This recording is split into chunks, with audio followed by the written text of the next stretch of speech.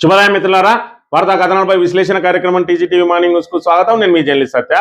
ముందుగా రాష్ట్రంలోని ప్రధాన వార్తలను కనుక పరిశీలించినట్టయితే నిన్నటి రోజున అసెంబ్లీ సమావేశాలు ఇక్కడ అసెంబ్లీ సమావేశాలను ఇప్ప పువ్వు ఇందిరమ్మ అనే అంశం మొత్తం అసెంబ్లీని కుదిపేసింది. ఇక్కడ ఏదైతే కాంగ్రెస్ సభ్యుడు జడ్చర్ల ఎమ్మెల్యే అనిరుద్ రెడ్డి ఇప్పసారాను ప్రభుత్వం అధికారికంగా అందుబాటులోకి తీసుకురావాలని ఇక్కడ విస్కీ కంటే ఇప్పసారా తాగితేనే ఆరోగ్యానికి మంచిది, అంటే ఆరోగ్యం ఖరాబు చేసుకోవడానికి వీళ్ళు ఏదైతే చీప్ లిక్కర్ తాగుతున్నారో దానికంటే మెరుగైంది కాబట్టి ఇప్పసారా తీసుకురావాలని చెప్పేదైతే అనిరుద్ రెడ్డి మాట్లాడిండో దాన్ని ఉటంకిస్తూ బీజేపీ ఎమ్మెల్యే పైడి రాకేష్ రెడ్డి ఇక్కడ ఇప్పసారా అనేదానికి మేము కూడా మద్దతు పలుకుతా ఉన్నాం, అది మంచిదే, మరి దాన్ని అందుబాటులో తీసుకురండి. ఇప్పటికే వివిధ దేశాలలో ఇప్పసారాను ఏదైతే దాన్ని శుద్ధి చేసి ఏ విధంగా వాడుతా ఉన్నారో అదే రీతిలో అందుబాటులోకి తీసుకురండి, కానీ దానికి మాత్రం ఇందిరమ్మ పేరు పెట్టకండి అని చెప్పి ఆయన మాట్లాడిన మాటలు అసెంబ్లీలో కుదిపేసినాయి. అంటే ఇక్కడ సెటైరికల్ గా ఏ పథకాన్ని అమల్లోకి తీసుకొచ్చినా, ఏ సంక్షేమ పథకం పెట్టినా, పాత సంక్షేమ పథకాలను కొనసాగించాలన్నా వాటికి అన్నిటికీ కూడా ఇందిరమ్మ, రాజీవ్ గాంధీ పేర్లను ఏ విధంగా అయితే తగిలిస్తా ఉన్నారో ఇక్కడ ఈ ఇప్పసారా కూడా ఇందిరమ్మ పేరు తగిలియకుండా అని చెప్పి ఇక్కడ వాళ్ళ మీద ఒక సెటైర్ వేయడం జరిగింది. దాంతో ఇక్కడ ఆ మంత్రులందరూ కూడా ఒంటికాల మీద లేచి పొన్నం ప్రభాకర్ అయితే ఆయన ఆవేశంతో చిందులు దొక్కిన అంశం నిన్నటి రోజున అసెంబ్లీలో చోటు చేసుకున్నది. ఏదేమైనా దాన్ని రికార్డుల నుంచి తొలగిస్తామని చెప్పి అప్పటి వరకు అయితే సద్దుమణిగిన అంశాన్ని మనం ఇక్కడ చూడవచ్చుగా. మరోవైపు చూసుకున్నట్టయితే ఇక్కడ ఆ పెట్రోల్ డీజిల్ కొరతకు సంబంధించి ఒకవైపు ఆ పెట్రోల్ డీజిల్ కొరత లేదు అని చెప్పి ప్రభుత్వం ప్రకటిస్తున్నా కూడా ఇక్కడ పెట్రోల్ బంకులలో మాత్రం బారులు తీరుతా ఉన్నారు. మరోవైపు హైదరాబాద్ లో అందిన కాడికి, అంటే ఇంట్లో ఏ వస్తువు ఉంటే ఆ వస్తువులు నింపి తీసుకెళ్తా ఉన్నారు. ఎందుకంటే రాబోయే రోజులలో ఖచ్చితంగా పెట్రోల్ కొరత ఏర్పడుతుందని అసెంబ్లీ సమావేశాల్లో కూడా దీని మీద చర్చ జరిగింది.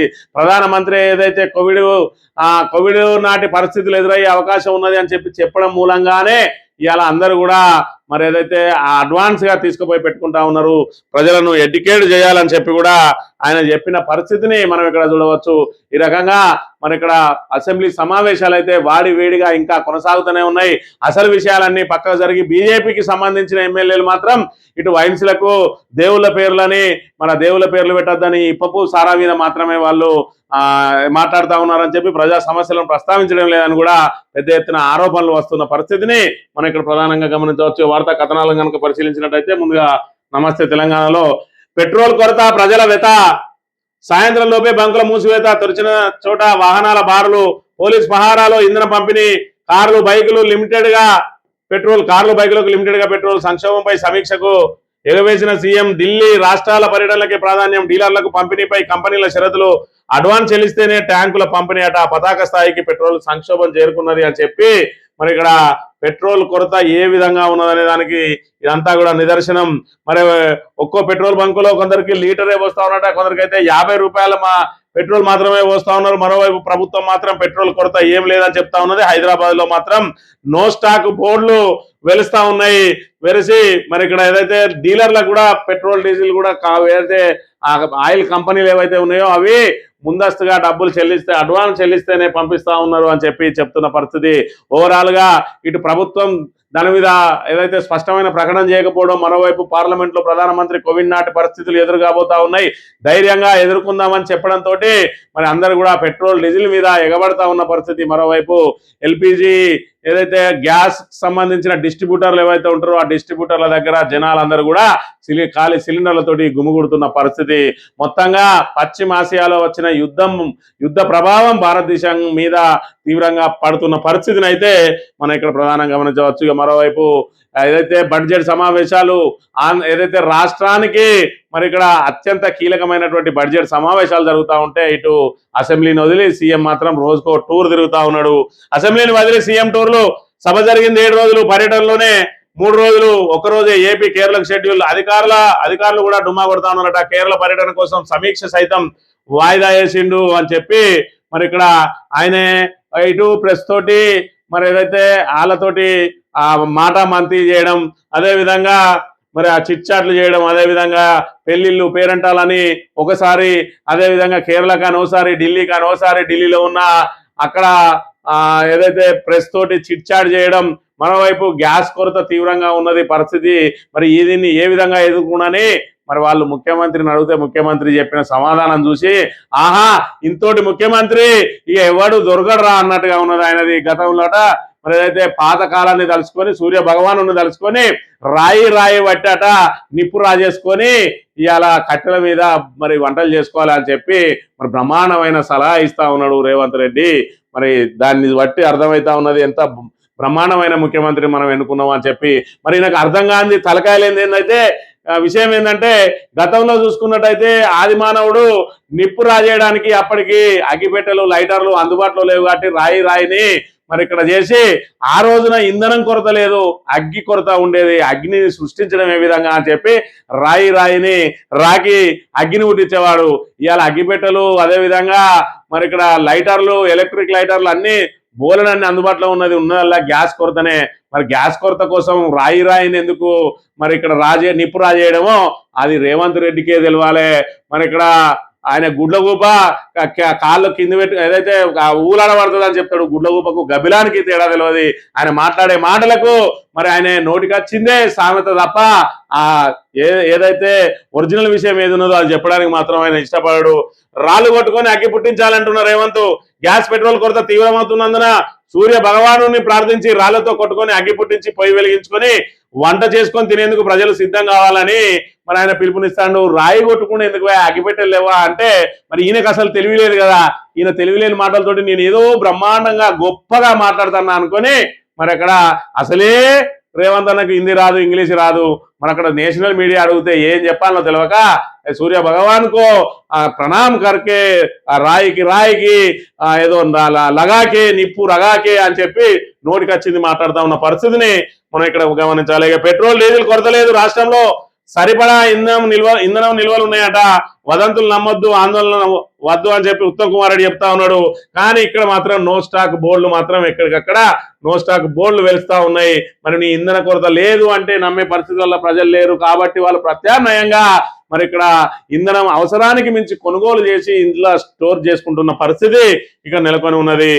ఇక తప్పుడు ప్రచారం నమ్మదట, ఎక్కడ ఎలాంటి కొరత లేదు. పెట్రోల్ బంక్ డీలర్ల అసోసియేషన్ వెల్లడి.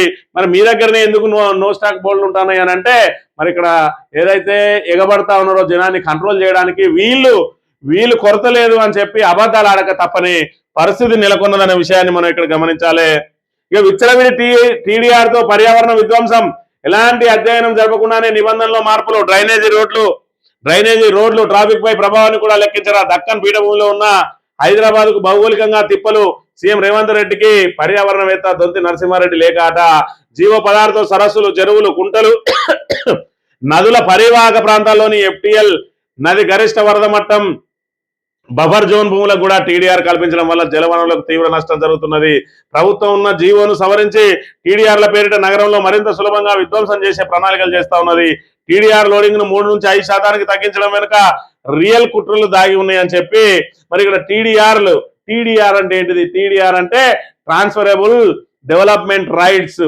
ఎవరైతే భూములు కోల్పోతా ఉన్నారో, ఎవరైతే ఇళ్లను కోల్పోతా ఉన్నారో వాళ్లకు టీడీఆర్లు ఇస్తారు. ఈ టీడీఆర్లు ఏం చేస్తారు అని అంటే రియల్ ఎస్టేట్ వ్యాపారులు అంటే వీళ్ళు ఎక్కడైనా ఇల్లు కట్టుకోవాలని అనుకుంటే ఆ టీడీఆర్లను వాడుకుంటారు. ఏదైతే సెట్ బ్యాక్ చేయకుంటే దానికి ఏదైతే ఈ టీడీఆర్లను మరి చెల్లించి ఆ సెట్ బ్యాక్ నుంచి ఏదైతే దాని మీద ఉపశమనం పొందవచ్చు. దాని నుంచి మరి అక్కడ ఆ సెట్ బ్యాక్ ఇప్పుడు 30 మీటర్లు తీసుకోవాలంటే వీళ్ళు 10 మీటర్లే సెట్ బ్యాక్ తీసుకుంటే దానికి కావాల్సిన ఫైన్ ఈ టీడీఆర్ల ద్వారా కడితే దానికి మరి ఇక్కడ ఏదైతే వెసులుబాటు కల్పిస్తారు. అదేవిధంగా 10 అంతస్తులకు పైన పర్మిషన్ ఇయ్యని ఏరియాలు ఉంటాయి, అక్కడ ఈ టీడీఆర్లను వినియోగించి 10 అంతస్తుల పైన కూడా ఇల్లు కట్టుకోవచ్చు.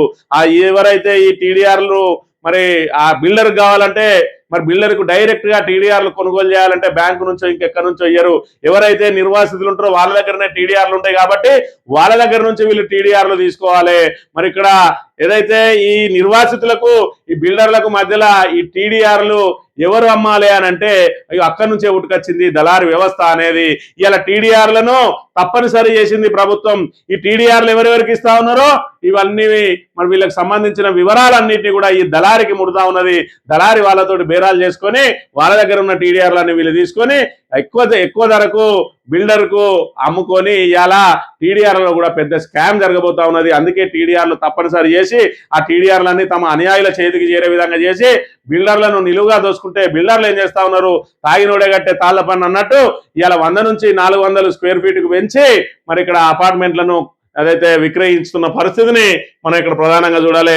ఇక వీళ్ళు ఏమంటున్నారంటే మరి అక్కడ పర్యావరణ విధ్వంసం జరుగుతూ ఉన్నది, అక్కడ ఏదైతే 10 అంతస్తుల పైన మరి ఇక్కడ వెసులుబాటు కల్పించడం కానీ సెట్ బ్యాక్ల కోసం కానీ విచ్చలవిడిగా ఈ టీడీఆర్లను వినియోగం చేయడం వల్ల ఇవాళ ఎస్టీపీలు కట్టాలి. ఏదైతే మరి పెద్ద పెద్ద భవన సదుపాయాలు ఉన్నప్పుడు అక్కడ నుంచి మురికి నీరు అంతా కూడా నాలాల ద్వారా మూసీ నది లాంటి దానికి చేరి మొత్తం కంపులు వేసే అవకాశం ఉంటుంది. కాబట్టి ఎక్కడి వాళ్ళు అక్కడ శుద్ధి చేసి నీటిని బయటకు వదిలేయాలి.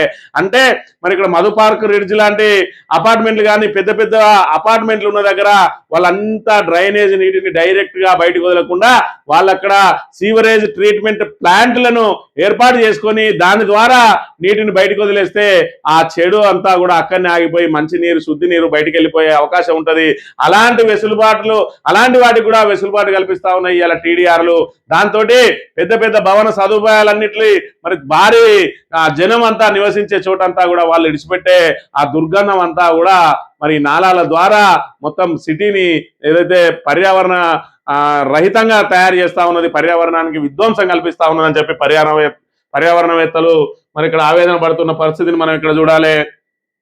ఇక గ్రేట్ వాల్ ఆఫ్ హైదరాబాద్ పై సర్కార్ దండయాత్ర. మన మూసీ నది పొడుగునా చూసుకున్నట్టయితే గతంలో నిజాం సర్కారు మరి శత్రువుల నుంచి రక్షణ కల్పించుకోవడం కోసం, అదే విధంగా మరి సుందరంగా ఏదైతే మూసీ పరివాహక ప్రాంతం అంతా సుందరంగా కనిపించడం కోసం ఇక్కడ గ్రేట్ వాల్ ఆఫ్ హైదరాబాద్ అని చెప్పి మనం ఇక్కడ చూసుకున్నట్టయితే ఇదంతా కూడా అప్పుడు కట్టి ఉంటుంది, నిజాం సర్కార్ కట్టింది. అదే మూసీ నది ఒడ్డున మనదొక సుందరంగా కనబడే great wall of China, great wall of India లాగా గ్రేట్ వాల్ ఆఫ్ హైదరాబాద్ అని చెప్పి ఇక్కడ ఒక బ్రహ్మాండమైన కట్టడం.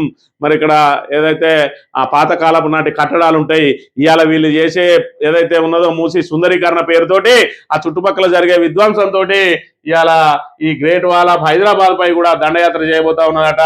మూసీ సుందరీకరణ పేరిట చారిత్రక ధ్వంసరచన సంపదపై కన్నేసిన పొరుగు రాజ్యాలను నిలువరించేందుకు హైదరాబాద్ నగరం చుట్టూ నిర్మించిన రక్షణ గోడకు రేవంత్ సర్కార్ తీరుతో ముప్పు పొంచి ఉన్నది.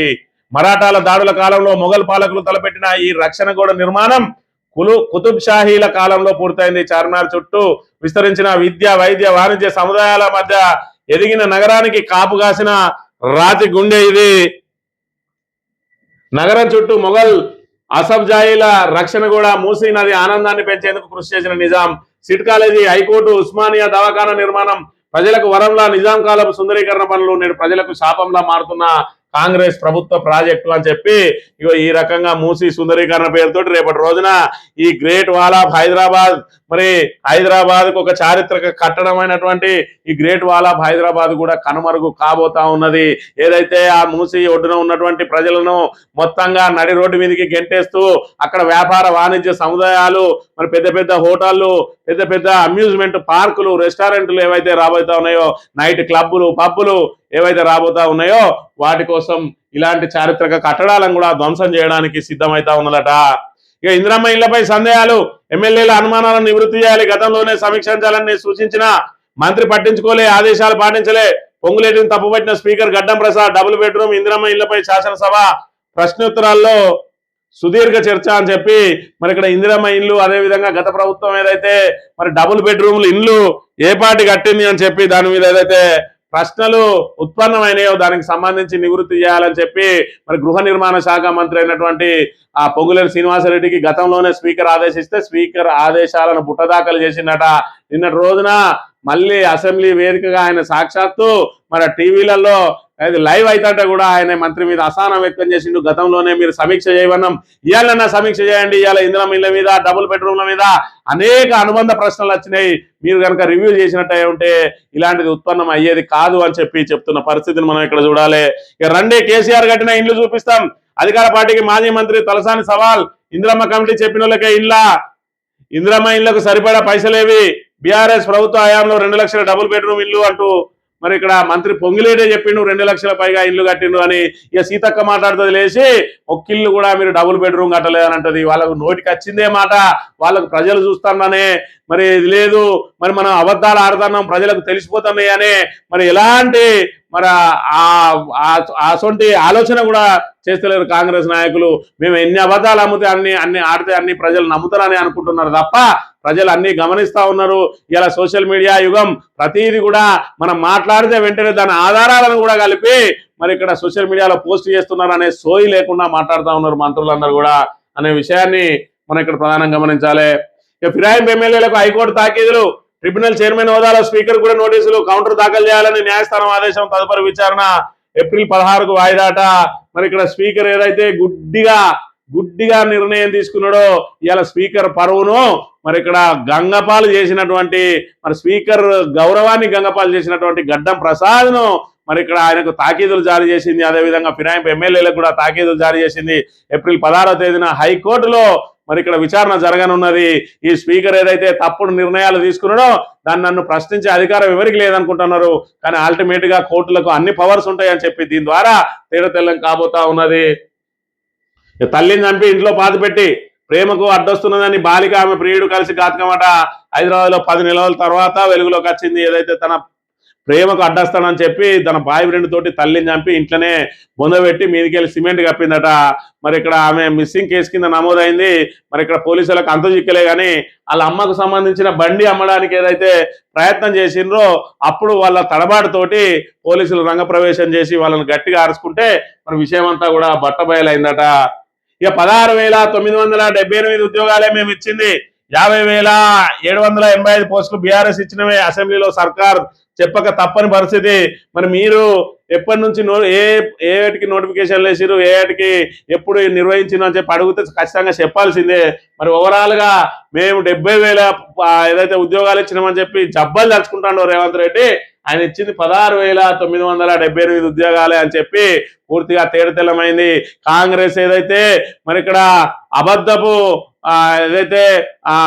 అబద్ధపు తెరలు ఏవైతే కడతా ఉన్నదో ఆ మబ్బు తెరలన్నీ కూడా తొలగిపోతా ఉన్నాయి, ఒక్కొక్కడిగా తొలగిపోతా ఉన్నాయి. గతంలో చూసుకున్నట్టయితే ధరణికి బదులు మేము భూభారత్ తెస్తున్నాం, భూభారత్ తోటి పోయే బ్రహ్మాండం బదలవుతుంది.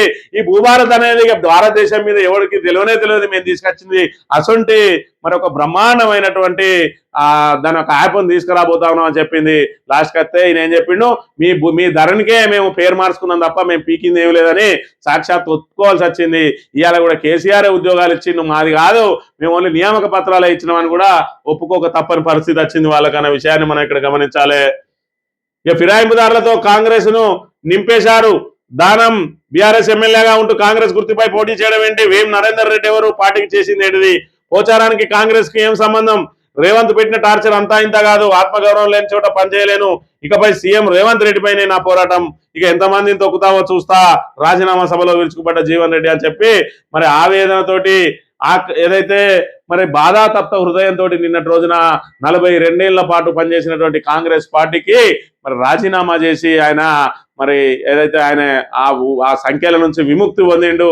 మరి నిన్నటి రోజున ఆయన చెప్పిండట, పార్టీ కోసం అహర్నిశలు కృషి చేస్తే ఎవడో మరి కొత్తగా చిన్న తీసుకొని వచ్చి మా మీద పెత్తనం చేయడం ఏంది అని చెప్పి మరి ఒక జగిత్యాల్లో మరి ఇక్కడ బీఆర్ఎస్ ఎమ్మెల్యేని తీసుకొని అన్ని ఆయన చేతిలోనే పెట్టి నేను అవమానాల పాలు ఏదైతే చేసిండో దానికి తోడు రాష్ట్ర వ్యాప్తంగా ఇలా వలస కాంగ్రెస్ నాయకులే మొత్తం ఆటాడుతా ఉన్నారు. ఇలా అసలు కాంగ్రెస్ నాయకులను తొక్కి పెడతా ఉన్నారని, అసలు వేం నరేందర్ రెడ్డి ఎవడు, వానికి ఫస్ట్ సలహాదారు ఇచ్చులేంది, ఇప్పుడు రాజ్యసభ ఇచ్చులేంది, పోచారం శ్రీనివాసరెడ్డి ఎవడు, వానికి ప్రభుత్వ సలహాదారు ఇచ్చులేంది అని చెప్పి ఒక్కొక్కరిని ఎండగడుతూ ఏదైతే అందరినీ తొక్కుకుంటా వచ్చినా అని చెప్పి రేవంత్ రెడ్డి ఏదైతే చెప్తా ఉన్నాడో నిన్ను తొక్కడానికే ఇప్పుడు మేమందరం ఒక్కడి కాబోతా ఉన్నాం, ఖచ్చితంగా నీపైనే మా పోరాటం అని చెప్పి నిన్నటి రోజున జీవన్ రెడ్డి ప్రకటించిన అంశాన్ని కూడా మనం చూడవచ్చు. ఇక సాక్షి దినపత్రిక విషయానికి వస్తే బంకులు బార్లు, పెట్రోల్ కొరత భయంతో బంకుల వద్ద బార్లు తిరుగుతా ఉన్న పరిస్థితిని మనం ఇక్కడ ప్రధానంగా గమనించాలి. ఇక పేదవాడి ఇంటి కళ నిజం చేసింది వైఎస్ఆర్, పేదవాడి ఆత్మగౌరవానికి చిహ్నంగా భావించే సొంతింటి కళ నిజం చేసిన ఘనత దివంగత ముఖ్యమంత్రి వైఎస్ రాజశేఖర రెడ్డికే దక్కుతుందని రాష్ట్ర రెవెన్యూ గృహ నిర్మాణ శాఖ మంత్రి పొంగులేటి శ్రీనివాసరెడ్డి శాసనసభలో స్పష్టం చేసిండ్రు. మరి ఇదే మాట మరి అక్కడ పోయి ఏపీలో చెప్పమంటే వీళ్ళకి చేత కాదు, ఆ వైఎస్ రాజశేఖర రెడ్డిని అక్కడ వైఎస్ఆర్ సిపికి ఇడిచిపెట్టిండ్రు. ఇక్కడ వైఎస్ఆర్ సిపి లేదు కాబట్టి కాంగ్రెస్ వాళ్ళు పట్టుకొని ఏడుస్తా ఉన్న పరిస్థితిని అయితే మనం ఇక్కడ ప్రధానంగా గమనించవచ్చు. ఇక విరమణకు షరతులట. ఇరాన్కు అమెరికా 15 ప్రతిపాదనలు అంగీకరిస్తే నిలపాటు కాల్పుల విరమణట. తిరస్కరించిన ఇరాన్ అమెరికాకు ఇరానే 8 షరతులు పెట్టింది. ఒప్పుకుంటే యుద్ధం ఆగుతుందని స్పష్టీకరణ. కొనసాగిన ఇజ్రాయెల్ ఇరాన్ పరస్పర దాడులు. అబ్రహం లింకన్ యుద్ధ నౌకపై దాడి. మందేబ్ జల సంధిని మూసేస్తామని హెచ్చరిక. కువైట్ విమానాశ్రయంలో భారీ మంటలు. మరి ఇక్కడ ఎవరిని శాసిస్తా ఉన్నారు అనేది మరి ఇక్కడ ప్రపంచం అంతా కూడా చూస్తా ఉన్నది. ఇప్పటికే ప్రపంచవ్యాప్తంగా ట్రంప్ పరువు వేయింది. ఎందుకంటే అగ్రరాజ్యం ఇరాన్ను తొక్కి పడేస్తుంది, 2 రోజులలోనే దారికి తెచ్చుకుంటుంది అని అనుకుంటే మరి ఇప్పటికీ 25 రోజులు 26 రోజులు అవుతా ఉన్నా కూడా దారికి తెచ్చుకుంటు కాదు కదా, కాలబేరానికి పోతా ఉన్నాడు ట్రంపే. మరి అది కాలబేరానికి పోతూనే గాంభీర్యం ప్రదర్శిస్తా ఉన్నాడు. మేము 15 షరతులు పెడతాం, మీరు వినాలంటే నువ్వేంది మాకు షరతులు పెట్టేది, మేమే షరతులు పెడతాం, నువ్వు వినాలే, అట్లయితేనే యుద్ధం విరమిస్తామని చెప్పి నువ్వు యుద్ధం చేసుకుంటే చేసుకో, నువ్వో మేమో తేల్చుకుందామని చెప్పి ఇరాన్ మరి ఇక్కడ స్టాండర్డ్ గా నిలబడి ఉన్న పరిస్థితిని అయితే మనం చూడాలి. ఇరాన్ చూసి ప్రపంచ దేశాలన్నీ కూడా నేర్చుకోవాల్సిన అవసరం ఉన్నది.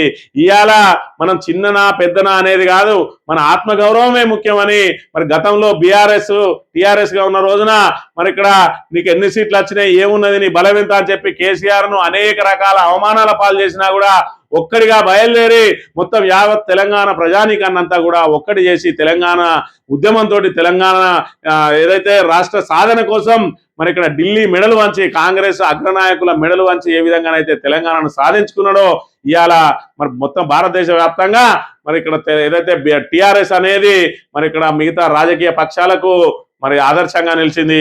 అదేవిధంగా ఇరాన్ కూడా ఏదైతే అమెరికా అగ్రరాజ్య ఆంక్షలకు అగ్రరాజ్య మరి ఏదైతే ఆదేశాలకు తలొగ్గకుండా ఏ విధంగా నిలబడి పోరాటం చేస్తా ఉన్నదో ఇరాన్ను ఆదర్శంగా తీసుకోవాలి. ఇప్పుడు ప్రపంచ దేశాలన్నీ కూడా మరి ఇక్కడ ఎవరైతే ఆత్మగౌరవమే ఇక్కడ ప్రధానంగా మరి ఆత్మగౌరవంతో ముందుకు సాగాలి. ఎవరో ఎందుకు నువ్వే పోటీ చేయి, సిద్దిపేటలో రేవంత్ రెడ్డి నాపై పోటీ చేయాలని ఆహ్వానిస్తున్నా, తలకిందులుగా తపస్సు చేసిన రేవంత్ మళ్ళీ సీఎం కాలేడు. ఎన్నికలు ఎప్పుడు వచ్చినా గెలిచేది బీఆర్ఎస్, సీఎం కేసీఆరే. నియోజకవర్గాల పునర్విభజన, మహిళా రిజర్వేషన్లతో మాకే లాభం. బీఆర్ఎస్ లో జీవన్ రెడ్డి చేరికపై వేచి చూడండి అంటున్న హరీష్ రావు. మరి ఇక్కడ సిద్దిపేటలో హరీష్ రావును ఓడగొట్టాలి, సిద్దిపేట నుంచి గెలిచిన వాళ్ళకు మంత్రి పదవి ఇస్తా అని చెప్పి మొన్నటి రోజున ప్రగల్భాలు పలికిండు రేవంత్ రెడ్డి. ఎవరో ఎందుకు పోటీ చేసుడు, దమ్ముంటే నువ్వేరా, మరి లేదంటే మరి నేనే కొడంగల్ కస్తా చలో ఎక్కడైనా సిద్ధం అన్నట్టుగా ఉన్నది ఇప్పుడు హరీష్ రావు.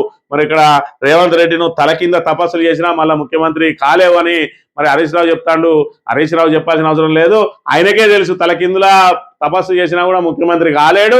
కాబట్టి ఆయన రాజకీయ భవిష్యత్తు కోసం రేపటి రోజున పార్లమెంటు సభ్యునిగానో లేదంటే బీజేపీలో చేరితే తెలంగాణ పక్షాన ఒక మంత్రి పదవి, కేంద్ర మంత్రి పదవి వస్తుందనో ఆలోచనలే ఉన్నాడు రేవంత్ రెడ్డి. కాంగ్రెస్ లో కొనసాగడానికి ఆయన కూడా ఇష్టపడతలేడు అని చెప్పి మనకైతే తేటతెల్లం అవుతున్న పరిస్థితిని మనం ఇక్కడ గమనించాలి. ఈ అసెంబ్లీలో ఇప్ప పువ్వు సారా దుమారం. ఇప్ప పువ్వు సారా ఇంద్రమ్మ పేరు పెట్టొద్దన్న బీజేపీ ఎమ్మెల్యే ఏదైతే రాకేష్ రెడ్డి తీవ్ర అభ్యంతరం వ్యక్తం చేసిన మంత్రులు పొన్నం శ్రీధర్ బాబు వాకిటి తక్షణమే ఆయన సభకు క్షమాపణ చెప్పాలని డిమాండ్. ఆ పదాలు తొలగించేలా స్పీకర్ రూలింగ్ ఇవ్వాలన్న శ్రీధర్ బాబు. ఆ వ్యాఖ్యలను రికార్డు నుంచి తొలగిస్తున్నట్టు ప్రకటించిన స్పీకర్ ఆ వ్యాఖ్యలను వెనక్కి తీసుకుంటానన్న రాకేష్ రెడ్డి నిన్నటి రోజున మరి ఇక్కడ ఇప్ప పువ్వు సారా ఇందిరమ్మ పేరు మరి ఇక్కడ ఆ అంశం మీద దుమారం రేగింది. ఏదైతే ఇప్ప పువ్వు సారాకు సంబంధించి అనిరుద్ రెడ్డి ఏదైతే ఇప్ప పువ్వు సారాను అందుబాటులోకి తీసుకురావాలి ప్రభుత్వ పరంగా అని చెప్పిండో దానికి మేము సమర్థిస్తా ఉన్నాం. మరి ఇప్ప పువ్వుతోటి అనేక మరి లాభాలు ఉన్నాయి, అనేక దేశాలు కూడా ఇప్ప పువ్వు ద్వారా మరి ఇక్కడ దాన్ని శుద్ధి చేసి మరి విస్కీలు అలాంటి వైన్లు లాంటివి తయారు చేస్తా ఉన్నారు, మరి మీరు కూడా తయారు చేయండి కానీ దానికి మాత్రం ఇందిరమ్మ పేరు పెట్టకుని అని చెప్పి ఏదైతే సెటరికల్ గా మాట్లాడిండో, ఏదైతే మీరు ప్రతి పథకానికి ఇందిరమ్మ రాజీవ్ గాంధీ పేర్లు పెడతా ఉన్నారని మరి ఈయన తనదైన శైలిలో చెప్పిండో దాన్ని పెద్ద దుమారమే లేగింది. ఆయన ఏం మాట్లాడిండో ఒకసారి విన్నట్టయితే, మీకు ఇప్పసార్ అంటే అబురాటు ఇప్పసార్ 130 దేశాలు రెవెన్యూ ఇచ్చింది. ఈ రాష్ట్రం గురించి కొద్దిగా మీరు ప్రపంచం గురించి తెలుసుకొని మాట్లాడండి. ఇప్పుడు సోదరుడు చెప్పాడు ఏ దేశంలో ఫ్రాన్స్ లో ఏం వాడుతున్నారు, ఇంగ్లాండ్ ఏం వాడుతున్నారు, దాని పేరు మీకు ఎక్కువ అయినట్టు తగ్గిన అయినట్టు. ఒకవేళ దాన్ని బ్రాండ్ తయారు చేసి దయచేసి ఆ ఇందిరమ్మ పేరు మాత్రం పెట్టకండి, మర్చిపోయి పెట్టుకుందాం.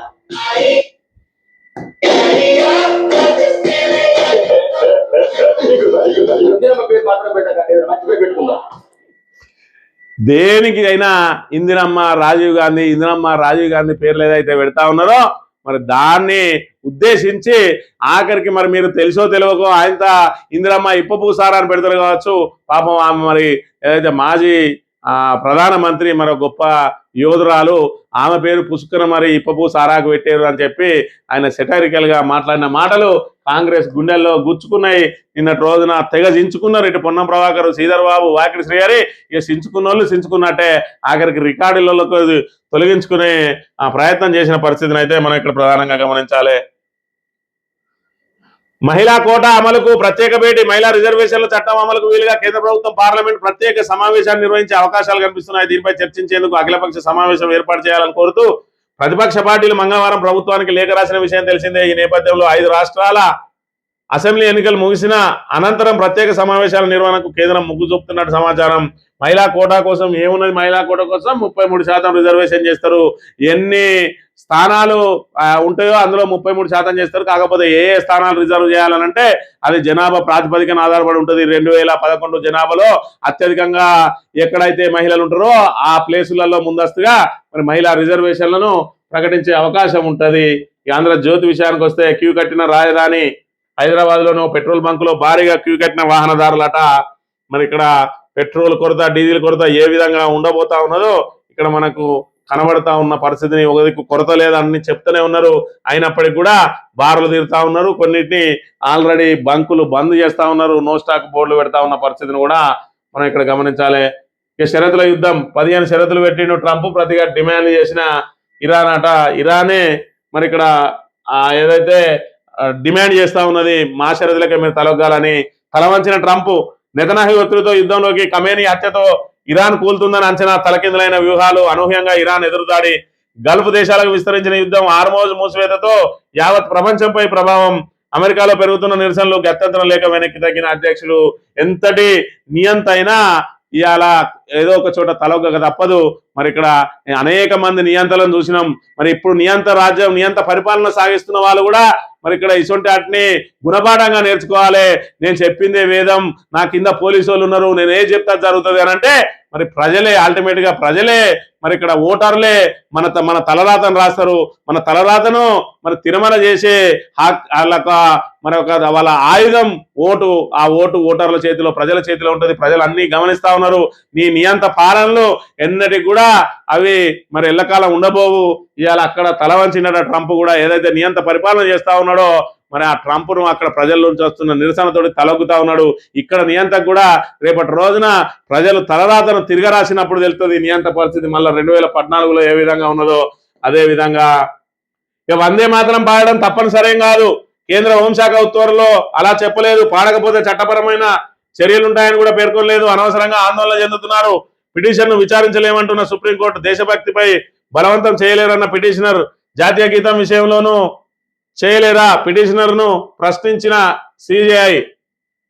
అధికారిక కార్యక్రమాలు, పాఠశాలలో జాతీయ గేయం వందే మాతరం ఆలపించాలంటూ కేంద్ర హోంశాఖ జారీ చేసిన ఉత్తర్వులను సవాల్ చేస్తూ దాఖలు చేసిన పిటిషన్ను సుప్రీంకోర్టు తిరస్కరించింది. పాడటం తప్పనిసరేమీ కాదని పేర్కొంది. వందే మాతరం పాడకపోతే చట్టపరమైన చర్యలు తీసుకుంటామని ఎక్కడా పేర్కొనలేదన్న ప్రధాన న్యాయమూర్తి justice Surya Kant, justice Joymalya Bagchi, justice Vipul M పంచోలీల ధర్మాసనం ఈ పిటిషన్ను పరిణతి లేని తొందరపాటు చర్యగా వివరించింది. కేంద్రం జారీ చేసిన ఉత్తర్వులపై పిటిషనర్ మహమ్మద్ సయీద్ నూరి అనవసర ఆందోళనకు గురవుతున్నట్లు అనిపిస్తుందని అతని తరపున వాదించిన సీనియర్ న్యాయవాది సంజయ్ హెగ్డేతో మరి ఇక్కడ వ్యాఖ్యానించింది ధర్మాసనం. మరి ఇక్కడ వందే మాతరం పాడడం తప్పనిసరేం కాదు. ఒకవేళ తప్పనిసరి చేసిరనుకో తప్పే ఉన్నది.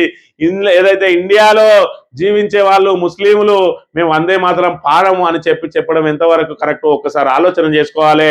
ఇలా భారతదేశంలో నివసిస్తున్న వాళ్ళం మన భారతదేశాన్ని మరి ఏదైతే సగర్వంగా మనం చెప్పుకుంటున్నాం, వందే మాతరం, సింధు ఇది అనేది మన దేశంలోని వివిధ ప్రాంతాలన్నింటినీ పొగుడుకుంటూ పెట్టుకున్నటువంటి ఇది జాతీయ గీతం. మన అందరం కూడా సమైక్యంగా ఉండాలని చాటి చెప్పే గీతాన్ని మేము పాడమని చెప్పడం ఎంతవరకు కరెక్టో మరొకసారి ఆలోచన చేయాలి. జాతీయ గీతం విషయంలోనూ చేయలేరా, దేశభక్తిపై బలవంతం చేయలేరు అన్న పిటిషన్. దేశభక్తిపై బలవంతం చేయలేరట. ఎందుకు దేశభక్తి మీద బలవంతం చేయరు? దేశభక్తి ఉన్ననోడు ఈ దేశంలో ఉండడానికి అర్హత లేదు ఖచ్చితంగా. మరి ఇక్కడ ఇలా ఓటు బ్యాంకు రాజకీయాల కోసం కాంగ్రెస్ పూర్తిగా ముస్లింలను దువ్వుతూ ముస్లింలతో పాటు ఉగ్రవాదులకు కూడా ఊతమిచ్చే పార్టీ ఏదైనా ఉన్నది అంటే అది కాంగ్రెస్ పార్టీ. కోటా చట్టం లాంటి దాన్ని మరి ఇక్కడ ఉగ్రవాదులకు వ్యతిరేకంగా వచ్చినటువంటి కోటా చట్టాన్ని తీసేసింది కాంగ్రెస్ పార్టీ. కాంగ్రెస్ లీలలు కనుక చూసుకున్నట్టు అయి ఉంటే మొత్తం ఓవరాల్ గా ఇవాళ ఇండియాలో అధికారంలోకి రావడానికి ఉగ్రవాదులతోటి కూడా మరి వీళ్ళు మిలాఖత్ అయిన రోజులు అనేకం ఉన్నాయి. వాళ్ళ చరిత్ర చదివినట్టయితే కాంగ్రెస్ కు పూర్తి స్థాయిలో వాళ్ళ చరిత్రను వివరించి చెప్పినట్టయితే కాంగ్రెస్ అని చెప్పినోని చెప్పుబట్టి కొట్టే అవకాశాలు కూడా ఉంటాయనే విషయాన్ని మనం ఇక్కడ ప్రధానంగా చూడాలి. సీట్లపైనే ముచ్చట్లు. పునర్విభజనపై అసెంబ్లీ లాబీల్లో ఎమ్మెల్యేల మధ్య జోరుగా చర్చ.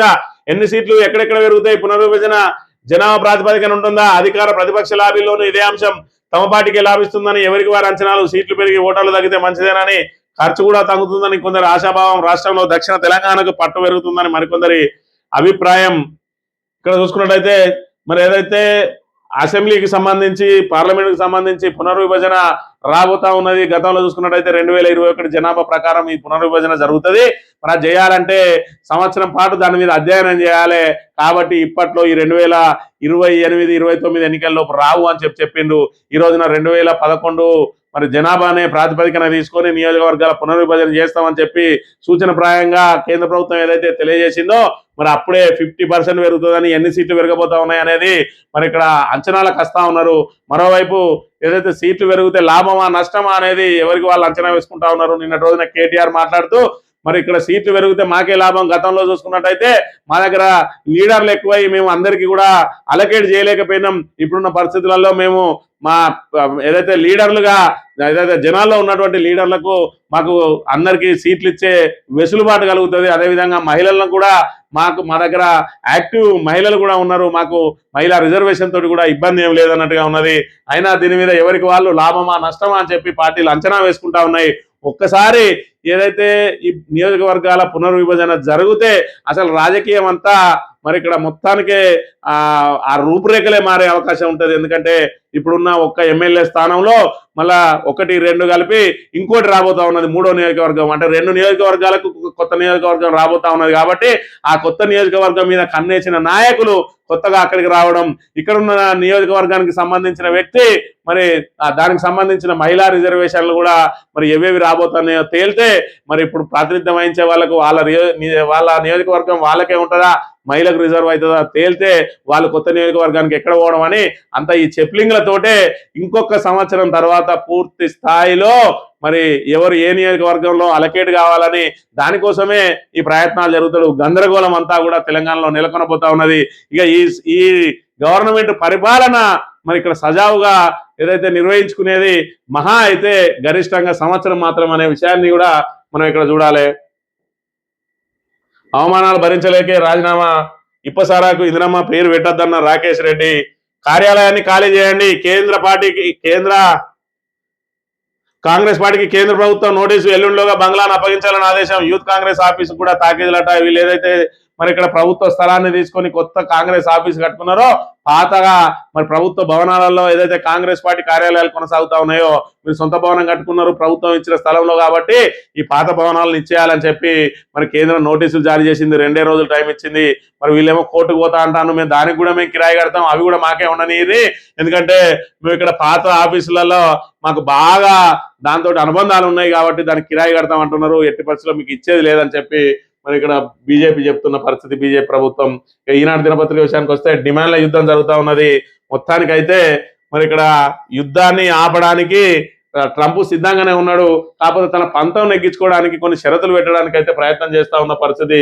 ఇక మన దళారీ దేశం కాదు, పాక్ మాదిరిగా వ్యవహరించలేము, యుద్ధాన్ని ఆపాలని ట్రంప్కు మోదీ చెప్పిండు. అఖిలపక్ష సమావేశంలో కేంద్రం వెల్లడి. పశ్చిమాసియా పరిణామాలపై పార్లమెంట్ లో చర్చించాలన్న విపక్షం. పాకిస్తాన్ ఏదైతే యుద్ధంలోకి పోయి మధ్యవర్తిత్వం చేస్తా ఉన్నదో మనం అట్లా దళారీ వ్యవస్థ కాదు, మనం బాజాప్తా డైరెక్ట్ ఎప్పుడే ఈ మధ్యవర్తిత్వాలు ఇవి చేసి మరి ఇక్కడ దళారీ పనులు మనం చేయమని చెప్పి మరి ఇక్కడ ఏదైతే మన కేంద్ర ప్రభుత్వం చెప్తున్న పరిస్థితిని మనం ఇక్కడ ప్రధానంగా గమనించాలి. యుద్ధంతో అమెరికాలో కూడా ధరలు పెరిగినాయని చెప్పి విశ్లేషకులు చెప్తున్న పరిస్థితిని మనం ఇక్కడ గమనించాలి.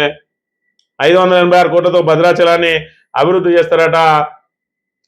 భ్రమలు కల్పించాం, మాయమాటలు చెప్పాం, పేదలు ఆత్మగౌరవంగా భావించే ఇళ్ల నిర్మాణానికి ఎన్ని నిధులైనా కేటాయిస్తాం. డిప్యూటీ సీఎం బట్టి విక్రమార్క. నెలాఖరుకు 1,12,000 ఇందిరమ్మ ఇళ్లు పూర్తి. జూన్ నాటికి మరో 1,00,000 నిర్మాణం. మరి ఇక్కడ మాటలు కోటలు దాడుతున్నాయి, పనులు గడపలు దాడతలేవు. మరి ఎన్ని నిధులైనా వెచ్చిస్తామంటాను, పెట్టింది మాత్రం 5,000 కోట్లే. మరి వీళ్ళు నిర్మిస్తా అన్నదానికి మరి ఇక్కడ ఇంకా 17,000 కోట్లు కావాలన్నట. ఏదైతే 22,500 కోట్ల రూపాయలు వీళ్ళు అన్నదానికి నిధులు కావాలి. వాళ్ళు పెట్టింది 5,000 కోట్లు, దానికే ఇంకా 12,000 కోట్లు కావాలి. మళ్ళీ ఈ సంవత్సరం నిర్మించడానికి మళ్ళొక్క 22,000 కోట్లు కావాలి. మరి వీళ్ళు పెట్టింది పోయినసారి 5,000 కోట్లు, ఈసారి 5,000 కోట్లు. దీంతో ఎన్ని ఇండ్లు పూర్తి చేయగలుగుతారు? ఇప్పటికీ 1,00,000 దగ్గరికి వచ్చినాయి అన్నారు, 8,000 ఇండ్లు మాత్రమే పూర్తి అయినాయి. మరి 3.5 లక్షల ఇండ్లు ప్రతి ఏటా అన్నారు. మరి పేరు గొప్ప ఊరు దిబ్బ, ఒక్క ఇల్లు పూర్తి చేసి ఆ ఇంటికి గృహప్రవేశాన్ని చేసి అక్కడ పెద్ద ఫోటోలు దిగి మొత్తం ఇక లక్షల ఇల్లు కట్టించినట్టు ప్రచారం చేసుకుంటా ఉన్నది. మీ బడ్జెట్ కేటాయింపులు మరి ఇక్కడ మీరు నిర్మిస్తా అన్న ఇండ్లకు, మీరు ఇస్తా అన్న ఇండ్లకు దానికి తగ్గట్టు ఎందుకు బడ్జెట్ పెడతలేరు అంటే ఇళ్ళకెళ్ళైనా తీసి పెడతారట.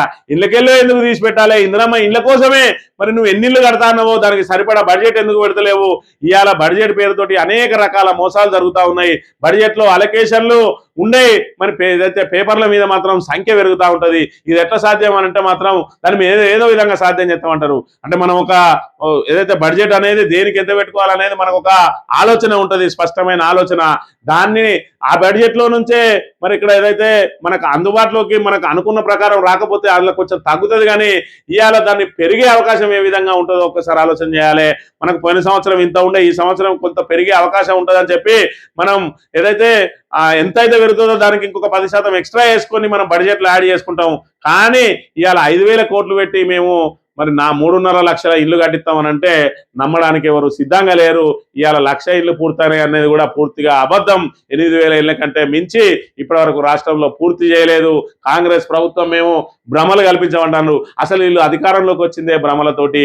ఇవాళ మరి ఇక్కడ అరచేతిలో వైకుంఠం చూపించి 6 గ్యారంటీల పేరుతోటి మరి ఇక్కడ 420 హామీలు ఇచ్చి మహిళలను, విద్యార్థులను, ఉద్యోగులను, నిరుద్యోగులను, ఆటో డ్రైవర్లను, రైతులను, గిగ్ వర్కర్లను, సబ్బండ వర్గాలను మరి ఇక్కడ భ్రమలో పెట్టి ఇవాళ మరి వాళ్ళకు అరచేతిలో వైకుంఠం చేయించి అధికారంలోకి వచ్చినటువంటి కాంగ్రెస్ ప్రభుత్వం ఇవాళ అన్నింటా మొండి చేయి చూపెడతా ఉన్నది. ఇవాళ రైతు భరోసా అనేది మరి ఇక్కడ బీఆర్ఎస్ ఒత్తిడితోటి ఇవాళ అసెంబ్లీ సమావేశాల్లో ఎదురుదాడిని తప్పించుకోవడం కోసం ఒక్కొక్క ఎకరాకు వేసింది తప్ప, లేదంటే ఈ బడ్జెట్ సమావేశాలే లేకుంటే ఈసారి ఒక్క ఎకరాకు కూడా ఇష్టలు కాదు. రాబోయే రోజులలో వీళ్ళు ఆ మిగతా సంక్షేమ పథకాలను ఎక్కడెక్కడ కొర్రీలు పెట్టాలని చూస్తా ఉన్నారు. ఇప్పటికే ఇందిరమ్మ ఇళ్లలో కూడా ఆఖరికి క్యాబ్ డ్రైవర్ కూడా ఇందిరమ్మ ఇంటికి అర్హుడు కాదు అని చెప్పి తేల్చి చెప్తున్నా. ఇలాంటి దుర్మార్గపు కాంగ్రెస్ దీని ద్వారా ఇంకా సంక్షేమ పథకాలు అందుతాయని చెప్పి ఎవరైతే ఆశిస్తా ఉన్నారో అదంతా కూడా అత్యాశ అవుతుంది. కాబట్టి మరి ఈ 2 సంవత్సరాల పాటు మనం ఓపికగా ఉండి ఏదైతే ఈ కాంగ్రెస్ దోపిడీ ఏదైతే ఉన్నదో దాని మీద తిరుగుబాటు చేస్తూ కాంగ్రెస్ దోపిడీ చేయకుండా మనం దీన్ని నిలువరించి రాబోయే రోజులలో మరి ఇక్కడ కొత్తగా ఏర్పడే ప్రభుత్వం మళ్ళా ఏదైతే ఇప్పుడు జరుగుతున్న విధ్వంసాన్ని అంతా కూడా సరి చేసుకోవాల్సిన మరి అవసరం ఇవాళ తెలంగాణకు కలిగింది. కాబట్టి కాంగ్రెస్ పట్ల అప్రమత్తంగా ఉండాలని కోరుతూ ఇది ఈరోజు మార్నింగ్ న్యూస్. రేపు కలుద్దాం. Thank you very much.